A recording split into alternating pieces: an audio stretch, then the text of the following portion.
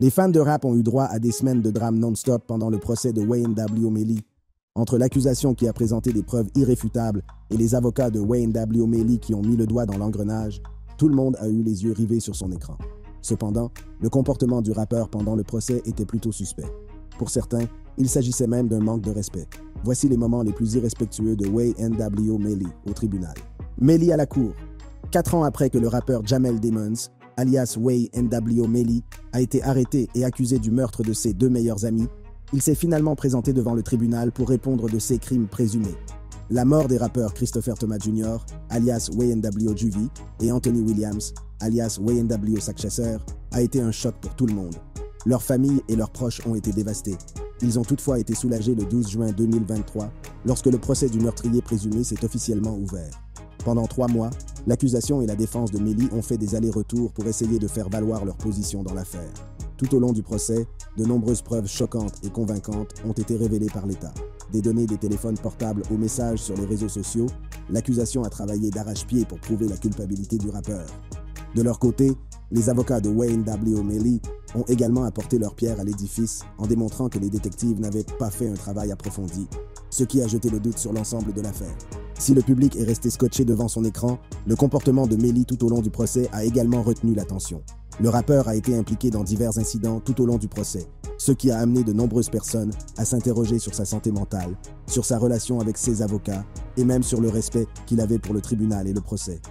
On pourrait s'attendre à ce qu'une personne impliquée dans une affaire aux conséquences graves, comme celle de Melly, se fonde dans l'ombre, n'attire pas l'attention et laisse les professionnels faire leur travail. Ce n'est pas le cas de Melly. Le rappeur a attiré l'attention sur lui tout au long du procès, une grande partie des internautes concluant que son comportement était irrespectueux. Alors, qu'a fait exactement le rappeur pour recevoir des réactions négatives, non seulement de la part des membres de la famille des victimes, mais aussi de la part des internautes? Le premier incident dans lequel le rappeur a été impliqué a fait la une des journaux. Il est difficile de croire que le rappeur, jugé pour un double meurtre, puisse faire une telle chose. Pourtant, une vidéo de la salle d'audience le montre en train de le faire. Dans ce clip, le rappeur semble prier et termine sa prière en soufflant un baiser. Bien qu'il s'agisse d'un rituel innocent que le rappeur aime pratiquer, des rumeurs ont commencé à se répandre, alléguant que le baiser était destiné à la famille des victimes assassinées. Melly était-il si insensible? Soufflerait-il vraiment un baiser aux familles endeuillées des victimes? C'est peut-être le cas, car certains membres de la famille des victimes ont réagi en public. Leondra Phillips, la mère de Wayne W. Juvie, a eu des mots durs pour le rappeur, qu'il considérait autrefois comme un membre proche de sa famille après l'incident. Madame Phillips a révélé que ce n'était pas la première fois que le rappeur agissait de la sorte au tribunal. La mère de Juvie a également révélé qu'elle avait été forcée de quitter la salle d'audience en raison du comportement de Melly. Selon Madame Phillips, le rappeur ne montrait aucun remords et ne prenait pas l'affaire au sérieux. « Je suis sorti parce que... Pourquoi tu pries? Tu es assis là, comme si tu n'avais aucun remords.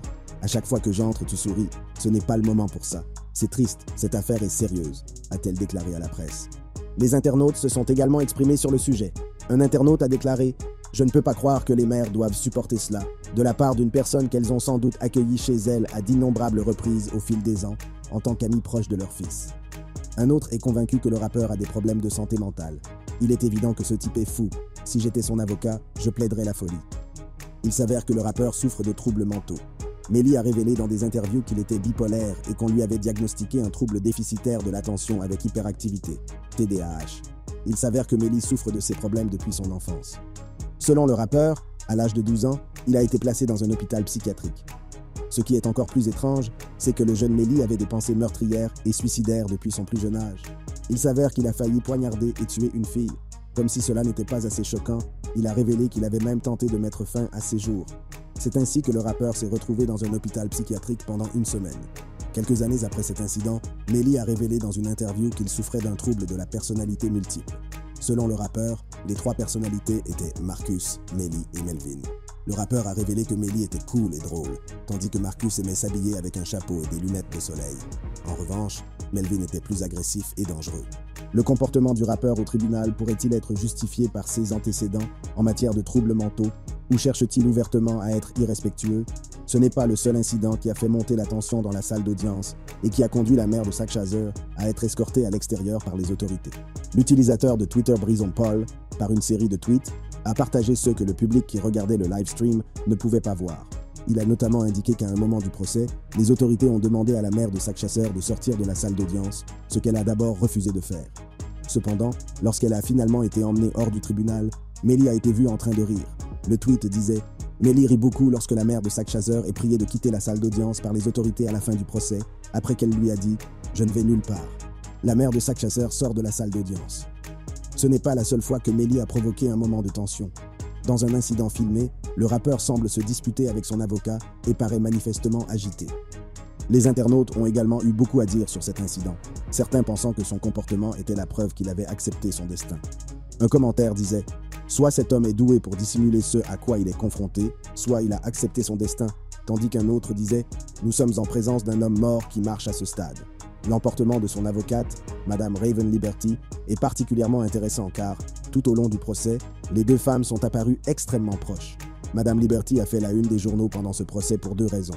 Tout d'abord, sa photo a commencé à circuler sur Internet et il s'avère qu'en 2022, elle a été arrêtée et incarcérée à la prison de Miami pour coups et blessures, bien que les charges aient finalement été abandonnées.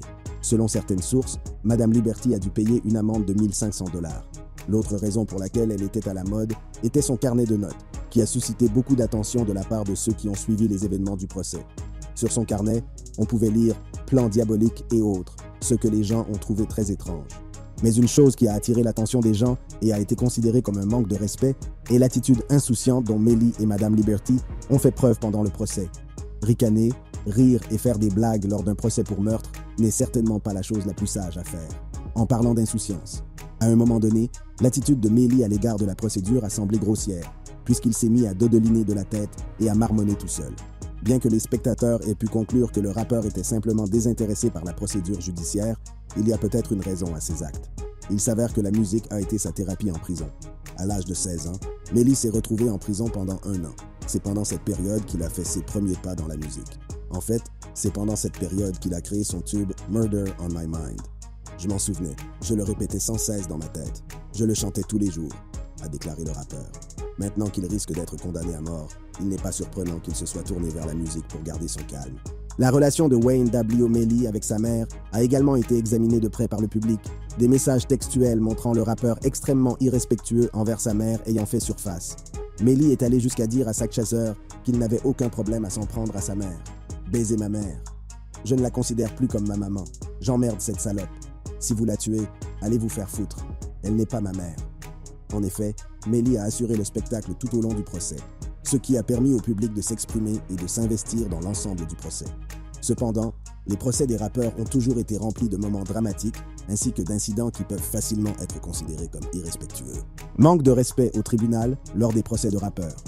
Dans un passé récent, les procès impliquant des rappeurs ont toujours donné lieu à des drames ou à des controverses.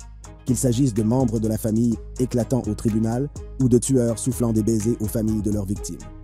Le procès de Wayne W. Melly n'est certainement pas le seul où le public a eu droit à des moments inoubliables. L'un des moments les plus irrespectueux au tribunal lors d'un procès impliquant un rappeur doit être le procès des assassins de XXXTentacion. Les tueurs étaient Michael Boatwright, Dedrick Williams et Trayvon Newsome. Ils ont tous été reconnus coupables de meurtre au premier degré et de volume à main armée. Cependant, il est important de rappeler que c'est Michael Boatwright qui a appuyé sur la gâchette, tuant le rappeur, dont le vrai nom était Jace Dwayne Ricardo Onfroy, en juin 2018. Pendant le procès, le comportement de Boatwright était presque diabolique, car il ne montrait aucun remords pour ce qu'il avait fait. Il a même eu l'audace de sourire et d'envoyer des baisers à la famille de XXX pendant le procès, ce qui était dérangeant à regarder, surtout pour la famille du rappeur. D'une certaine manière, cet incident pourrait être similaire au rituel de Melly, consistant à souffler des baisers. Lors du procès de Melly, les membres de la famille des victimes n'ont pas caché leur colère à l'égard de leurs actions. De la même manière, la famille d'Onfroy n'a pas hésité à critiquer Boatwright pour ses actions insensibles au cours de la procédure judiciaire. La grand-tante du rappeur espérait que les deux hommes pourriraient en prison. À la barre des témoins avant la lecture du verdict, elle a déclaré « Vous n'avez fait preuve d'aucune empathie envers la famille que vous avez détruite par vos actes malveillants et insensibles. Quelle que soit la peine qui vous sera infligée et quel que soit le trou dans lequel vous serez envoyé, j'espère que ce sera l'enfer et que vous y pourrirez. » Le manager du rappeur, Solomon Soband, a également fait part de ses sentiments concernant l'incident au tribunal. Ayant été assis dans la même pièce que les assassins du rappeur, il a été dégoûté par leur comportement. Dans son communiqué de presse, il déclare « Nous avons assisté à tout le procès sans voir les accusés manifester la moindre once de remords pour avoir ôté la vie à Jace. Ils nous ont souri, nous ont envoyé des baisers, nous ont fait signe. sans même prendre en considération le fait qu'ils ont non seulement tué un fils, mais aussi un père. Cléopatra Bernard, la mère du défunt rappeur, a été profondément blessée par la conduite de Michael Boatwright, et c'est compréhensible. Un mois exactement après l'assassinat de sang-froid de son fils, elle s'est rendue sur Instagram pour faire part de ses sentiments. Elle a posté « Aujourd'hui, cela fait un mois que tu nous as quittés, et je n'arrive toujours pas à m'en remettre. C'est de plus en plus dur chaque jour, mais je ne laisserai jamais ton nom mourir. Je t'aime de tout mon cœur, et tu me manques au-delà des mots. » Après que les 3 hommes ont été reconnus coupables de meurtre au premier degré, elle s'est rendue sur Instagram pour partager son soulagement, car son fils avait enfin obtenu justice après 5 longues années. « Tu as enfin obtenu justice, Ja », peut-on lire dans sa story Instagram. Elle a ensuite posté une autre histoire dans laquelle elle portait un t-shirt avec le visage de son fils et l'a légendé « J'ai fait en sorte que tu sois présent dans la pièce ». Lorsque le juge a annoncé que les tueurs du rappeur passeraient le reste de leur vie derrière les barreaux, Cléopatra n'a pas hésité à faire savoir au monde ce que cela signifiait pour elle. Sur Instagram, elle a posté un article relatant l'histoire de la peine de prison, accompagné de la légende « Dieu est bon ». Elle a notamment adressé quelques mots à l'homme qui avait tiré sur son fils et l'avait tué. À Boatwright, qui l'a nargué tout au long du procès en lui envoyant des baisers, elle a dit qu'elle espérait qu'il obtienne le baiser qu'il désirait tant. Cléopatra a également eu des mots pour les 2 autres condamnés. Elle a déclaré à TMZ « J'espère que ces messieurs garderont une bonne prise sur le savon glissant ». Cette remarque fait référence à un épisode de la série d'animation populaire The Boondocks, où l'on apprend que les détenus sont victimes d'agressions sexuelles dans les douches des prisons, notamment lorsqu'ils font tomber leur savon. Outre ce procès, celui de Melly peut également être mis en parallèle avec celui de Tory Lanez. Le 8 août 2023, le rappeur canadien a été condamné à 10 ans de prison pour avoir tiré sur un autre artiste, Megan Thee Stallion. L'incident et l'ensemble de l'affaire qui a conduit à sa condamnation ont été riches en rebondissements. Tout comme dans le cas de Wayne W. Melly, les membres de la famille ont parlé à la presse et ont exprimé leurs émotions concernant l'affaire. Dans cette affaire, le père de Tory, Sunstar Peterson, était furieux du verdict de culpabilité prononcé à l'encontre de son fils. Les témoignages recueillis dans la salle d'audience après la condamnation de Tory décrivent la scène dans laquelle son père et sa belle-mère ont crié à l'injustice. Les scènes à l'extérieur de la salle d'audience n'étaient pas meilleures. Le père de Tory Lanez avait beaucoup de choses à dire. Alors pourquoi Jay-Z a-t-il été mêlé à ce drame? Et qu'est-ce qui était si controversé pour que le père de Tory soit obligé de partager publiquement ses frustrations? Le 12 juillet 2020, Tory a été arrêté pour port d'armes dissimulées dans un véhicule. Selon les policiers, il répondait à des coups de feu signalés dans une résidence d'Hollywood Hills. Comme les choses allaient se dérouler plus tard, il avait de gros ennuis. Cette nuit-là, Megan s'était blessée au pied et saignait. Elle a été transportée en ambulance au Cedars-Sinai Medical Center pour y être soignée. C'est là qu'intervient la première partie controversée de l'histoire. Les rapports de police ont montré que les blessures au pied de Megan avaient été causées par des bris de verre. Un rapport de la police de Los Angeles a même fait surface en ligne, mentionnant que le docteur Lofredo, qui s'est occupé de Megan cette nuit-là, a traité la rappeuse pour une lacération causée par du verre. Le rapport aurait confirmé que les radiographies de la supposée blessure par balle n'ont montré aucun morceau de balle récupéré ou extrait du pied blessé de la rappeuse. Le personnel de l'hôpital a également noté que Megan a été interrogée à plusieurs reprises sur ses blessures, mais elle a déclaré qu'elle n'avait jamais entendu de coup de feu et qu'elle ne croyait même pas à l'origine qu'il y avait des balles. En août, quelques semaines après l'incident, Megan a publié un message énigmatique sur ses réseaux sociaux. « Mince encore une fois, et je ne t'épargnerai plus », pouvait-on lire. Quelques heures plus tard, elle s'est mise en ligne sur son Instagram où elle a révélé ce qui allait mettre le monde de Tory sens dessus-dessous. Cela a déclenché une série d'événements qui ont condamné Tory à une décennie derrière les barreaux. Alors pourquoi a-t-elle menti en disant qu'elle avait marché sur du verre brisé? Selon Megan Thee Stallion, lorsque des hélicoptères et des voitures de police sont arrivés sur les lieux, elle a minimisé ses blessures par peur des forces de l'ordre. Elle ne voulait pas qu'un de ses amis soit blessé par des policiers. « Je ne voulais pas qu'ils nous tuent ou nous tirent dessus. J'ai donc dit que j'avais marché sur du verre », a-t-elle déclaré. « Pour une raison ou pour une autre, j'essayais de nous protéger tous, parce que je ne voulais pas qu'ils nous tuent. Même si cette personne vient de me faire ça, ma première réaction a été d'essayer de nous sauver.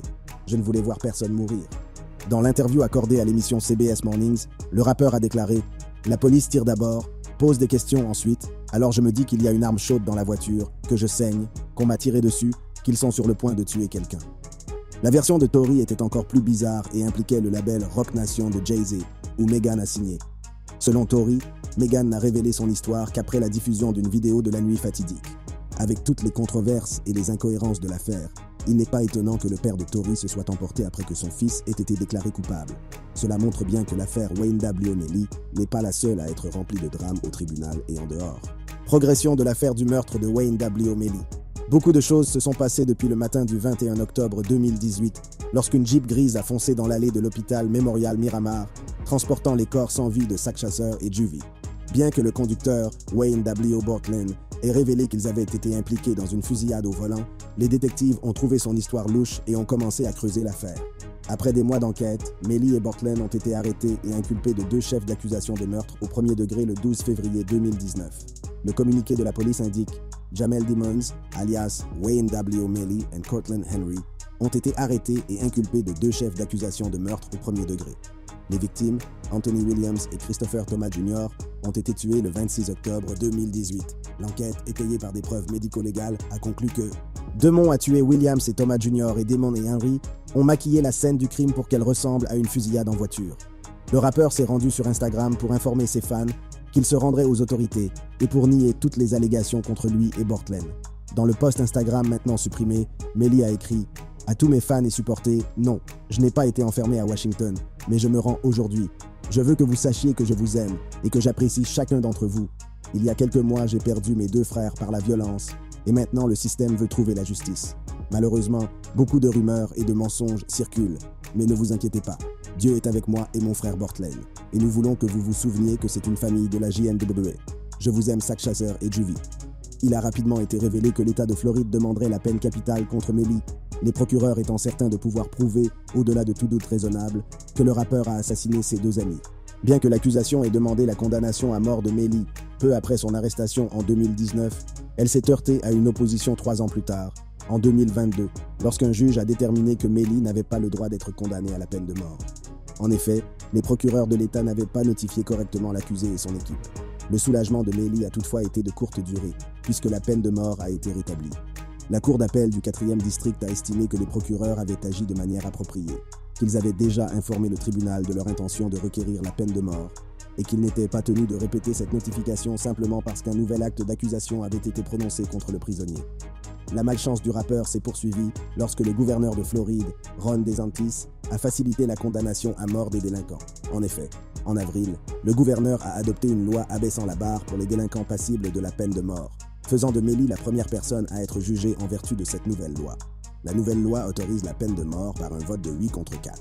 Auparavant, les jurés devaient voter à l'unanimité par 12 voix contre 0 pour condamner un délinquant à la peine de mort.